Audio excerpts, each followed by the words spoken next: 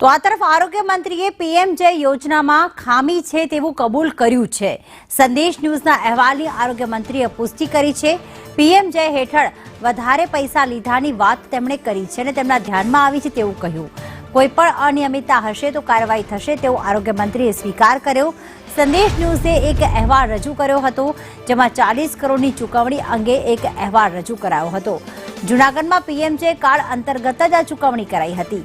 ત્યારે જૂનાગઢ સિવિલમાં ઋષિકેશ પટેલ પહોંચ્યા છે અને તેમણે કહ્યું છે કે પીએમજય યોજનાનું હાલમાં ઓડિટ કરાવવામાં આવી રહ્યું છે। જો ખોટી ચૂકવણી કરવામાં આવી હશે તો તેમની સામે કાર્યવાહી કરવામાં આવશે। 1400 જેટલા કેન્સર દર્દીઓની પૂછપરછ પણ કરવામાં આવી રહી છે। તમામના ફોન ડેટા લીધા છે તેવું પણ આરોગ્ય મંત્રીએ કહ્યું। સિવિલ હોસ્પિટલમાં આરોગ્ય મંત્રી ઋષિકેશ પટેલ કરી રહ્યા છે ચેકિંગ।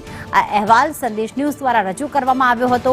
તેની તપાસ કરવા માટે ઋષિકેશ પટેલ પહોંચ્યા છે અને તેમણે કબૂલાત પણ કરી છે કે પીએમજય હેઠળ ખોટી ચૂકવણી કરાવી હોઈ શકે છે।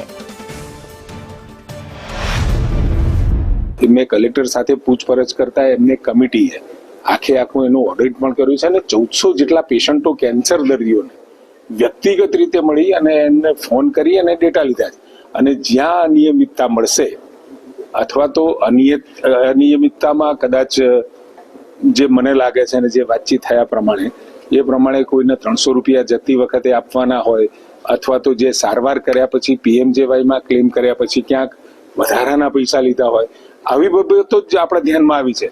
પણ જે ટ્રીટમેન્ટ કરવાની છે પ્રોસિજર કરવાની છે એવું લેખિંગ હજુ સુધી ધ્યાનમાં નથી આવ્યું અને છતાં પણ હજુ કલેક્ટર શ્રી અને આપણી અહીંયા જિલ્લાની ટીમ હજુ આગળ એમાં ઇન્ક્વાયરી કરી વિગતે ડિટેલ મેળવી।